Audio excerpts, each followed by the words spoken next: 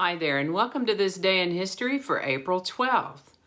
April 12th is the 102nd day of the year in the Gregorian calendar, 103rd in leap years, with 263 days remaining to the end of the year. Today's word is bibliophilia. Bibliophilia is the love of books. This word comes to us from Greek words that mean book and love. I'd like to take a moment to remind you that links to my research are included in the show notes and ask you to go ahead and click that like button. Consider subscribing if you haven't already. Be sure and stay to the end for those outtakes and let me know your thoughts in the comments section. Remember that you can share this video with others using a link in an email or through your social media. And with that, we're going to start in the year 1633 when Galileo was convicted of heresy on April 12, 1633. This was not his first run-in with the church. In 1616, he had been forbidden from holding or defending the belief that the sun is the center of the world and that it does not move from east to west and that the earth does move and is not the center of the world. He tried to defend himself this time by saying that he didn't hold these beliefs, but was simply writing about the issue and evidence as a means of discussion rather than belief. The church didn't buy it, though. They convicted him of heresy. What a drag. Galileo agreed not to teach the heresy anymore and spent the rest of his life under house arrest.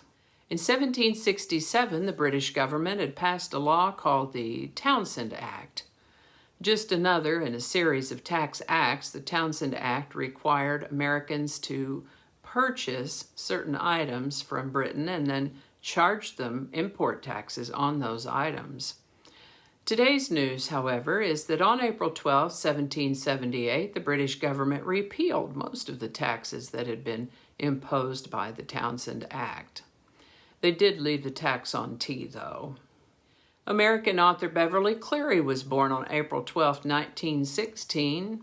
She wrote many children's books featuring such memorable characters as Ramona Quimby and Beezus Quimby, Henry Huggins and his dog Ribsy, and Ralph S. Mouse. I didn't know until today's research that she also wrote a book called Leave It to Beaver, after which the TV series was made. Beverly Cleary, still alive as I write this, she turns 104 in 2020. Bless you, Mrs. Cleary, and happy birthday. This is the birthday of American singer and ukulele player Tiny Tim, born April 12, 1932. He lived to the age of 64. On April 12, 1927, the third deadliest tornado in Texas history occurred when an F5 tornado hit Rock Springs, Texas. 72 townspeople lost their lives, 205 were injured, and 235 of the 247 buildings in town were destroyed. This is the birthday of American pianist, composer, and bandleader Herbie Hancock, born April 12, 1940. Still alive as I report this, he turns 80 in 2020. President Franklin D. Roosevelt died in office on April 12, 1945. This is the birthday of American actor and comedian Ed O'Neill, born April 12, 1946. He's had several notable parts, but I remember him for his portrayal of Al Bundy on the TV show Married with Children. Still alive, he turned 74 in 2020. American historian and author Tom Clancy was born April 12, 1947. He wrote a number of page-turner books that were also made into movies, like The Hunt for Red October, Patriot Games, and the Jack Ryan books. Sadly, he passed away in 2013 at the age of 66. Bill Haley and the Comets recorded Rock Around the Clock on April 12, 1954. The polio vaccine developed by Dr. Jonas Salk was declared safe and effective on April 12, 1955. This is the birthday of American singer, songwriter, and guitarist and Oklahoma native Vince Gill, born April 12, 1957. What a sweet voice that guy has. I'll put a link in the show notes to one of his songs. Still alive, Vince Gill turned 63 in 2020.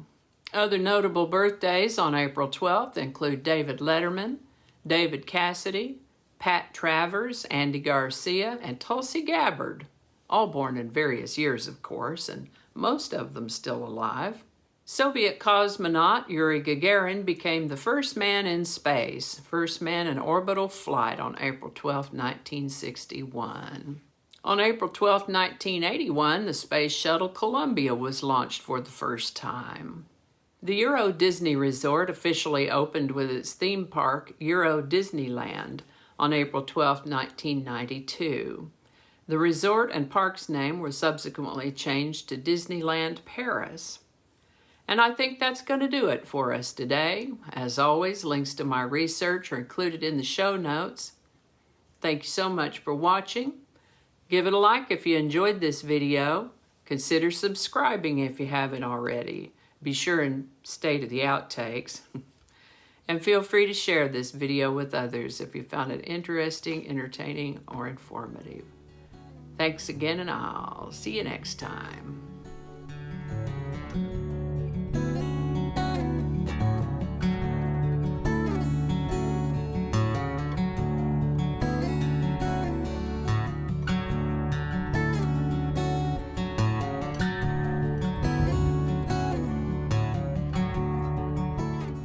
On April 12th, 1927, of course it was the 12th, that's what we're talking about, to the Mediterranean, oh good grief. All right, where are we now? We'll start from the beginning. And we'll probably leave that part out. I don't know how all that's gonna go together, or if it's even gonna make it to the video, we'll just see. That's not gonna go. Yeah, we're gonna cut those out. That'll all be laying on the cutting room floor. So I'll just do that whole thing over. That might not make it into the video, we'll see. Changing it up.